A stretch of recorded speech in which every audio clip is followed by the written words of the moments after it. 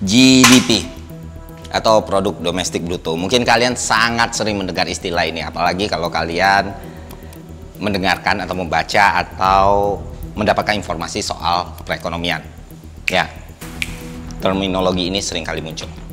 Dalam perkembangan dunia nanti itu, sekarang ini daripada GDP dunia itu tahun 94 27 triliun US dollar. Sekarang. Kenapa sering kali muncul? Karena GDP sering banget dijadikan indikator untuk menggambarkan perekonomian suatu negara, menggambarkan kesejahteraan suatu negara, menggambarkan kekayaan suatu negara, menggambarkan pendapatan suatu negara, dan lain sebagainya. Apakah hal itu benar? Ya, gue nggak bisa bilang itu salah, tapi kurang tepat. Nah, masalahnya kurang tepat ini ternyata membuat beberapa masyarakat bias memahami apa itu GDP. Kenapa demikian? Karena pada faktanya GDP nggak bisa kita jadikan satu-satunya indikator untuk mengukur perekonomian suatu negara.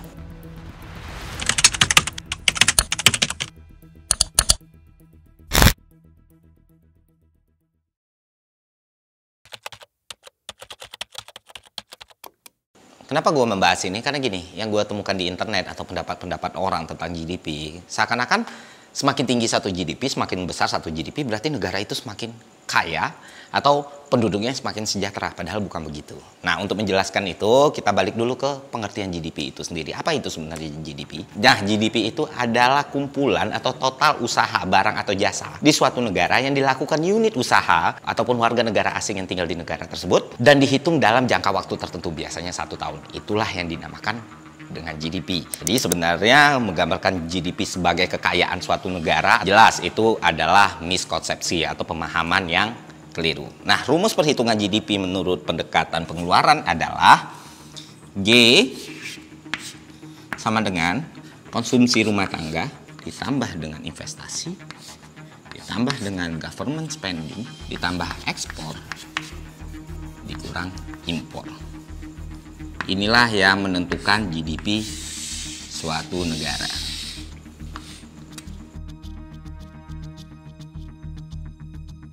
Salah satu faktor yang sangat menentukan besar atau tidaknya GDP adalah total populasi dari suatu negara tersebut. Makanya wajar ketika kita melihat negara-negara dengan GDP yang besar, itu biasanya negara-negara dengan populasi yang banyak pula. Dan salah satunya Indonesia. Perlu kita akuin, Indonesia adalah salah satu negara dengan GDP terbesar. Tapi apakah negara Indonesia bisa kita katakan negara yang maju, negara yang kaya, atau negara yang makmur? Belum tentu, karena logikanya simple. Kalau putaran duit itu katakan 1000, populasinya ada 100, tapi ternyata dari 1000 ini logika simpelnya ya, ternyata dari 1000 ini 900-nya diputar oleh satu orang, sementara 99 orang memiliki 100-nya. Apakah ini bisa kita katakan sebagai negara maju? Apakah kita bisa katakan ini sebagai negara sejahtera? Kan enggak. Itulah kenapa GDP tidak bisa dijadikan satu-satunya indikator untuk menggambarkan perekonomian suatu negara. Jadi yang menikmati pertumbuhan ekonomi sebetulnya mungkin yang 10%. Kalau 250 juta, 10% artinya 25 juta.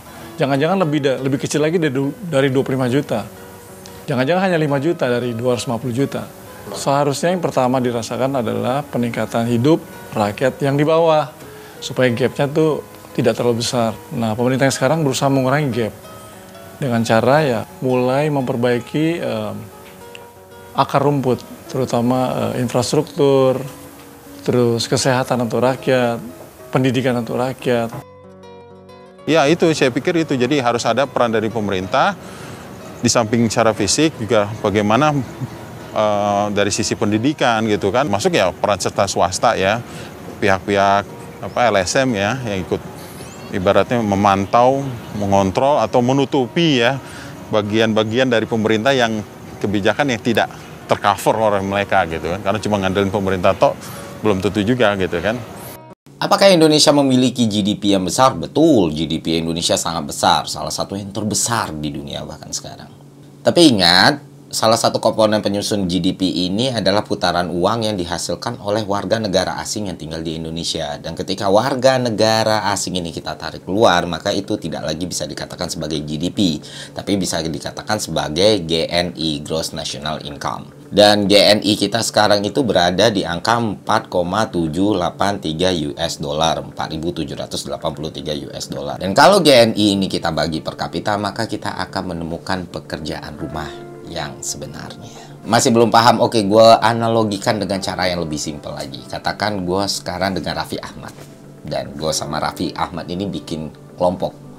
Sebut aja kelompoknya Duo Tampan. Total penghasilan gue dan Raffi Ahmad dalam grup Duo Tampan ini ternyata menghasilkan 10 miliar rupiah. Wah, Duo Tampan menghasilkan 10 miliar rupiah. Dengan total 10 miliar ini, apakah kita bisa menyimpulkan gue dan Raffi Ahmad itu memiliki kehidupan yang sejahtera? Ya, sekilas ya bisa. Tapi kalau kita pikir lagi, belum tentu loh.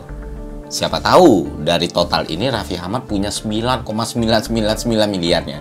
Terus gue punya 0,0001 miliarnya. Itulah kenapa gue bilang ke kalian GDP bisa jadi ilusi untuk menggambarkan kesejahteraan masyarakat. Karena volumenya bisa saja besar dipengaruhi oleh banyak hal. Entah itu jumlah penduduk yang sangat banyak atau kesenjangan yang sangat hebat. Ya simpelnya lu pilih mana, 1 miliar dibagi 10.000 orang atau 100 juta dibagi 2 orang. Contoh lagi, Indonesia punya GDP yang lebih besar dari Singapura, jauh lebih besar. Tapi kita semua tahu kalau masyarakat Singapura punya kesejahteraan yang lebih baik. Kenapa? Karena pendapatan per kapita mereka memang lebih baik. GDP memang mampu menggambarkan volume dan pertumbuhan ekonomi suatu negara, tapi GDP saja tidak cukup untuk menggambarkan kenyataan real kesejahteraan masyarakat di suatu negara. Kenapa? Karena GDP adalah ukuran agregat, Bapak Ibu semua. Kalau kita butuh yang lebih tepat untuk mengukur kesejahteraan, maka gunakanlah Gross National Income dibagi dengan jumlah penduduk. Maka perhitungan itu akan lebih tepat sasaran untuk menggambarkan rata-rata kesejahteraan ekonomi masyarakat Indonesia. Mau GDP sebesar apapun, selama 1% penduduk Indonesia masih menguasai 46,6% kekayaan di Republik ini, atau 10% dari total populasi masih menguasai 74,6% kekayaan di Republik ini, maka GDP sebesar apapun itu tidak akan pernah bisa menggambarkan keadaan perekonomian sebagian besar masyarakat kita. Nah, sebagai gambaran lagi, ketika mengukur kesejahteraan penduduk suatu negara, kita bisa lihat Singapura atau Malaysia. Kita tahu Singapura atau Malaysia itu penduduknya lebih sejahtera, pendapatan mereka lebih tinggi gitu. Tapi, apakah GDP mereka lebih besar dari Indonesia? Ya enggak, karena total populasi mereka sangat-sangat jauh bila dibandingkan Indonesia. Jadi sebenarnya bukan hanya tentang total uang berputar, tapi bagaimana penyebarannya dan bagaimana pemerataannya. Inilah yang menjadi PR paling besar di Republik ini.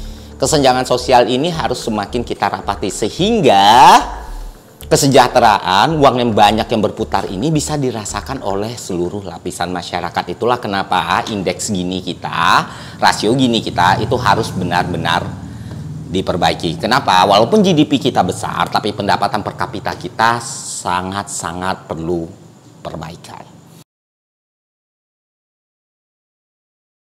Kenapa gue menjelaskan soal GDP ini? Karena ini Pak, kita akan memasuki tahun politik. Dan ketika kita membicarakan politik, itu tak terlepas dari pembahasan soal ekonomi. Nah, biasanya kata-kata GDP ini akan sangat sering keluar, entah dari pro pemerintah atau kontra pemerintah, sebagai bahan untuk diskusi ataupun debat. Tapi dengan memahami makna dari GDP itu, dengan memahami peruntukan dari GDP itu, dengan memahami fungsi dari GDP itu, kita bisa memilah atau memilih informasi-informasi yang masuk di telinga kita. Jadi, kita nggak gampang disetir ataupun dibodohi. Dengan demikian, ketika misalnya nanti makin sering orang-orang bawa GDP, kita udah paham dulu apa itu GDP. Dan ya kayak gue bilang tadi, ekonomi dan politik itu sesuatu yang tidak bisa dipisahkan gitu. Ketika lu membicarakan politik, lu pasti membicarakan ekonomi. Dan ketika membicarakan ekonomi, tidak banyak orang yang memahami itu secara komprehensif. Maka terjadilah fenomena yang namanya cherry picking. Dan yang selama ini kita temukan di ruang-ruang publik, di media, di internet, pro pemerintah akan menggunakan jumlah GDP ini sebagai bagian dari prestasi, sedangkan oposisi akan menggunakan jumlah utang sebagai alat untuk mengkritisi Mana di antara dua ini yang tepat? Tidak ada yang tepat. Kenapa? Karena kayak gue jelasin tadi, GDP itu nggak bisa kita lihat cuma dari jumlahnya. Sementara hutang, seperti yang sering gue bilang, hutang juga nggak bisa kita lihat cuma dari jumlahnya. Karena yang menjadi indikator resiko nggak bisa cuma bergantung sama jumlah doang. Kita harus tahu sumbernya, debt to ratio-nya, pembiayaannya, penggunaannya, dan lain sebagainya. Kalau menurut gue pribadi, opini gue pribadi, GDP jelas adalah indikator awal yang penting ya. Tapi bukan berarti kita bisa cuma bergantung pada nilai GDP itu sendiri. Karena GDP suatu negara itu besar belum tentu seluruh rakyatnya makmur. Karena banyak sekali instrumen atau indikator ekonomi lain yang harus kita perhatikan. Itulah kenapa video ini gue buat. Sekian dari gue, semoga konten ini bermanfaat. Sampai jumpa di konten selanjutnya. See ya.